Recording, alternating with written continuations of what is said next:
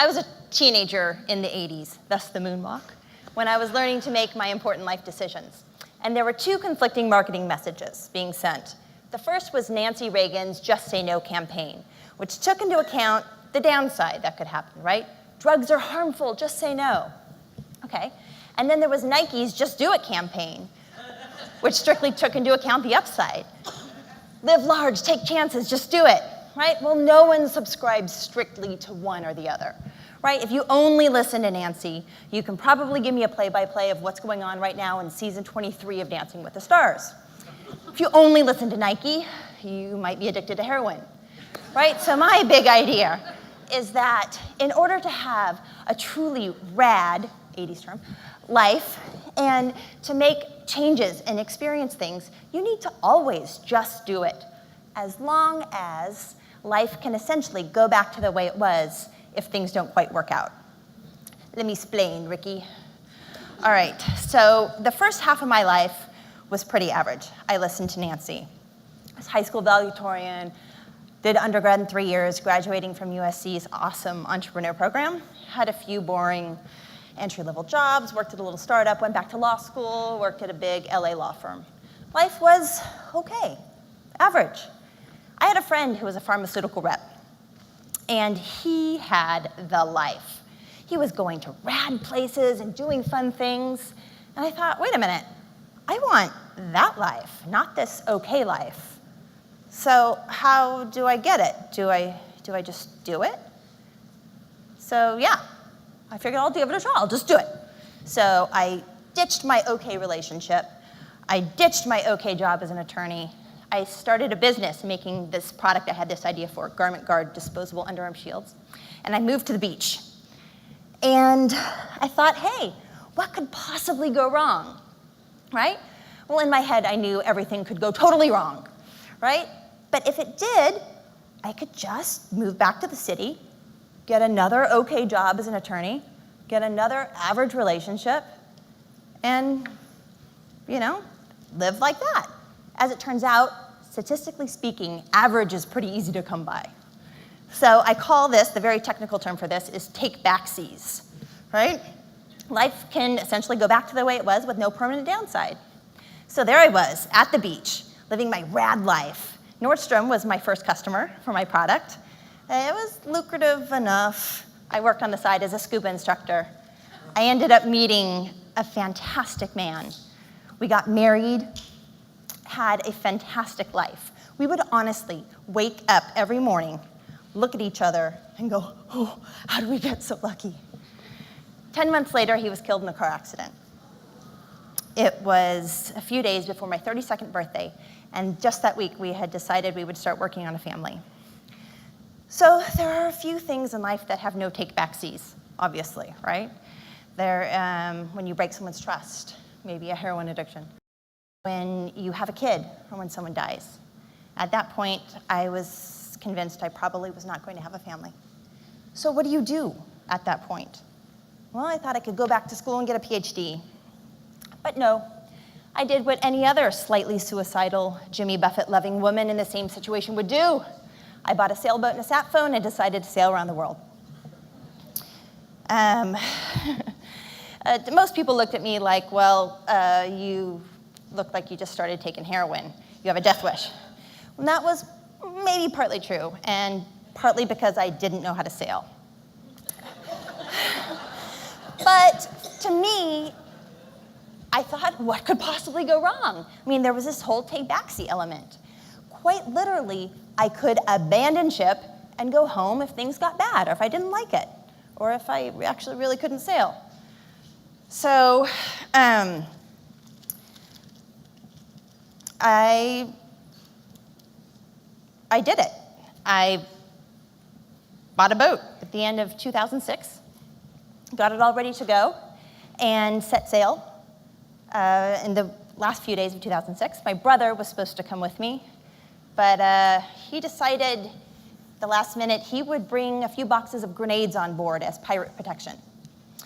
I had to just say no to his coming, because being in a Mexican jail wasn't part of the plan. So the first year, I decided to sail conservatively, hug the coast, made it as far as Costa Rica. I Met a heap of characters, quite literally from presidents to paupers. I had a few harrowing experiences, and I learned a lot. So as part of my plan, I sailed conservatively, and I would go home when the boat was awaiting the passage of hurricane season and work. And my small but mighty staff, I still love you, Amber, would take care of the day-to-day business operations. And that's how it worked. So the next season, I went back to the boat and sailed across the Pacific. The longest time I was at sea was 21 days, and that was from the Galapagos to the Marquesas. It was awesome. I loved it. I loved relying on myself to get from point A to point B, and seeing these places as a sailor and not a traditional tourist. I loved surfing and swimming and fishing and scuba diving, and it was awesome. So much better than PhD. I'm so glad I just did it. So this whole, actually, in September of 2008, a friend of a friend was supposed to meet me on board. And instead, I got a call on the sat phone that went something like this. Ah! Economic downturn! Ah! I'm staying home to watch season 7 of Dancing with the Stars. And I went, wait. You're throwing away your whole life dream to sail around the world because of economic downturn? Pfft, whatever, Nancy Reagan. So the fact of the matter is business did slow down, as you all know. But it wasn't a big deal because I was still living my rad life on the boat. And this whole time with my business, I had been coming up with items I needed personally and adding them to my product line called Fashion First Aid. Well, one of these products turned out to be a really popular gag gift. Subtle Butt disposable gas neutralizers. Yes, fart pads. I'm not just the president, but a satisfied customer. So for holiday 2010, my boat was in Thailand at the time. My biggest customer was a catalog. They ordered $70,000 wholesale of Subtle Butt and sold them all. And instead of sending me my paycheck, which would be my paycheck for the year because of all the expenses, whatever, they declared bankruptcy. And I got kicked out of my house, and I was relying on friends and family for food. My life had gone from rad to bad.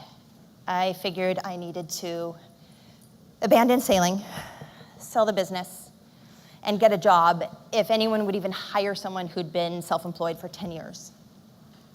So as a last-ditch effort and get rid of my inventory, I decided to put them on Amazon.com. I figured, hey, I shop there, maybe some other people do too. And again, what could possibly go wrong?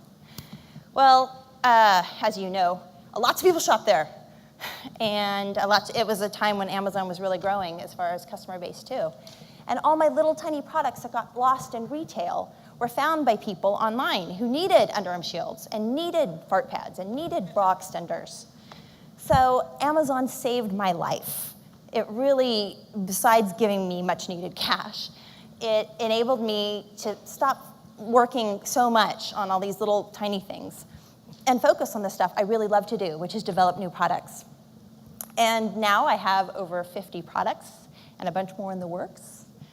And in addition to a thriving business, I now have a wonderful husband, an awesome and weird 9-month-old son,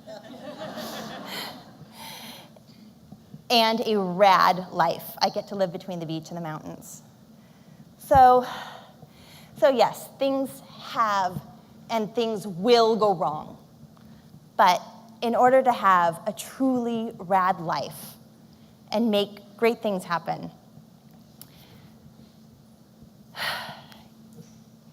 as long as you can have take-backsies, I really encourage you to just do it and forget about what can go wrong. Think about instead what could go right.